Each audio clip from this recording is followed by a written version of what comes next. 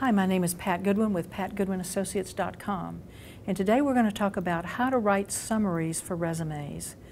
The summary is a direct reflection of what you've done in the work itself, but also who you are as a person. I've said so many times that people want to know what you've done, when you've done it, and where. But when they meet you, they want to know how you think. And the summary is a perfect opportunity to demonstrate that. Of course, there are some core basic principles that you would do in following a resume with a summary. You would have your name at the top, centered, all caps and bold, about 10 or 11 point. Then you would have your contact information. Hopefully you would have an email that is not a strange looking email. It would be a professional email.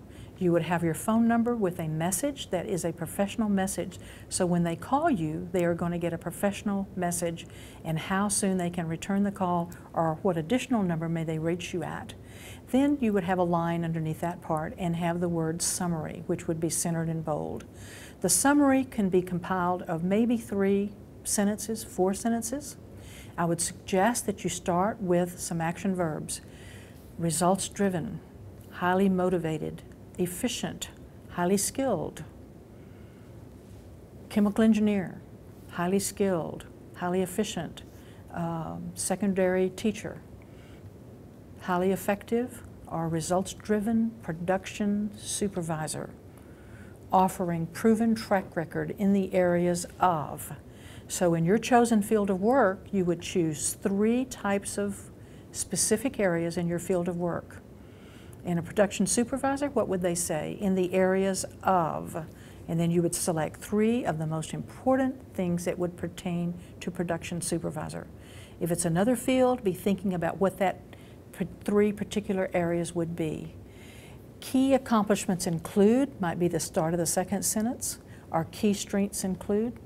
If you do key accomplishments, well, you might say recognized for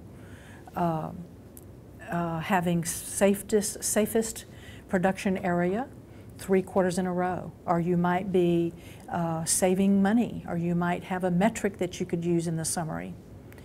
If you choose not to have a metric or an amount of money, then you would have key accomplishments or key strengths include. Think about what separates you from someone else in your line of work. So what are the key statements that you would say? And then the third sentence could be well recognized for strong ability to get along or work well with customers, co-workers, and all levels of management. If that's not appropriate, then you might want to list some of your certifications like 6 Sigma. Or you could have Scrum Master. What is it that you want to say that would be right there in the summary that they could grab a hold of that would make them want to read more of your resume?